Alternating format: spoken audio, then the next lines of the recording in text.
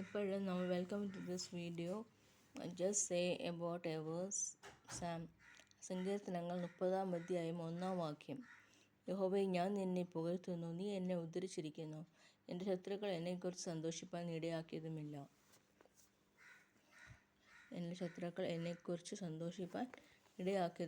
എന്ന് സങ്കീർത്തനക്കാരൻ പറയുന്നു. എന്താണ് പറയുന്നത്? യഹോവേ, ഞാൻ നിന്നെ പുകഴ്ത്തുന്നു, നീ എന്നെ ഉദ്ധരിച്ചിരിക്കുന്നു. യേശുവിനെ പുകഴ്ത്തുമ്പോൾ നമ്മൾക്ക് ശത്രുക്കൾ അനേകം പേർ വരും. എന്നാൽ ആ ശത്രുക്കളെക്കുറിച്ച് ഭാരപ്പെടേണ്ട, സന്തോഷിപ്പാനിടയാക്കിയതുമില്ല എന്ന് ദാവീദിൻ്റെ ഒരു സങ്കീർത്തനം.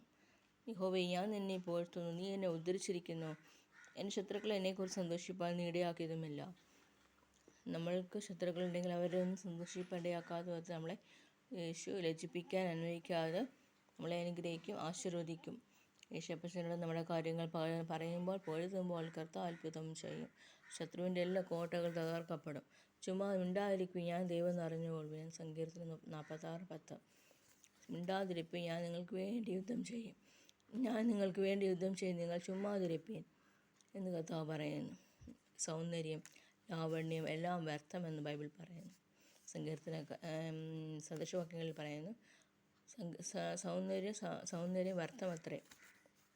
അതുകൊണ്ട് നമ്മുടെ ജീവിതത്തിൽ അനേകർ ഇന്ന് സൗന്ദര്യ മത്സരത്തിനൊക്കെ നടന്നുകൊണ്ടിരിക്കുമ്പോൾ കർത്താവ് പറയുന്നു, മകളെ ആ വഴിയിൽ പോകരുതെന്ന്, മകനെ മകളെ പോകരുതെന്ന് പറയും.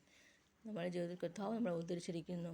കർത്താവിനെ നമ്മൾ പുകഴ്ത്തുമ്പോൾ എന്താണ് ഉണ്ടാകുന്നത്? നമ്മുടെ ശത്രുക്കൾ സന്തോഷിപ്പാൻ ഇടയാക്കിയതുമില്ല. അനേക ശത്രുക്കൾ എഴുന്നേൽക്കുന്ന ഒരവസ്ഥ. ആ ശത്രുക്കളെ മുൻപിൽ ലജ്ജിച്ച് പോകാതിരിപ്പാൻ കർത്താവിൻ്റെ വചനത്തെ നമ്മൾ മുറുകെ പിടിക്കാം.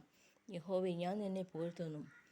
യേശുവിനെ ഞാൻ പുകഴ്ത്താം, പരിശുദ്ധാത്മാവിനെ പുകഴ്ത്താം. Holy spirit, trinity God, we serve a trinity God.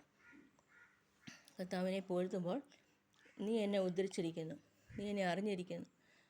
എൻ്റെ ശത്രുക്കൾ എന്നെക്കുറിച്ച് സന്തോഷിപ്പാൻ ഇടയാക്കിയതുമില്ല. കർത്താവിൻ്റെ വചനം പറയുന്ന ഒരു നാൾ ലജ്ജിക്കപ്പെട്ടു പോകത്തില്ല. ഹീറോയിസം ഒക്കെ കാണിച്ചിട്ട് കാര്യമില്ല. ഹീറോയിനായിട്ടൊന്നും കാണിച്ചിട്ട് കാര്യമില്ല. അതൊക്കെ വ്യർത്ഥമത്രയെന്ന് ബൈബിൾ പറയുന്നു. സങ്കീർത്തനം 31-ാം അധ്യായം വായിക്കുമ്പോൾ അത് കാണാൻ സാധിക്കും.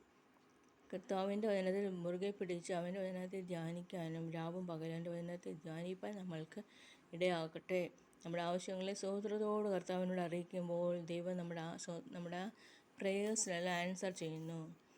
കർത്താവ് നമ്മളെ എല്ലാ കാര്യത്തിലും, social life, cultural life, financial life, all the life കർത്താവ് നമ്മളെ അനുഗ്രഹിക്കും, ആശീർവദിക്കും. കർത്താവിൻ്റെ വചനത്തെ നാം മുറുകെ പിടിക്കാം. കർത്താവിൻ്റെ വചനം നമ്മൾക്ക് ആഹാരമാണ്, മന്നയാണ്, റൊട്ടിയാണ്. കർത്താവ് നമ്മളത് പാനം ചെയ്യണം. കർത്താവ് വചനത്തെ മുറുകെ പിടിക്കുന്നതിൽ ഒരു നാൾ ലജ്ജിച്ച് പോകുന്നില്ല. കർത്താവ് അവരെ അനുഗ്രഹിക്കും. ആമീൻ, ആമീൻ.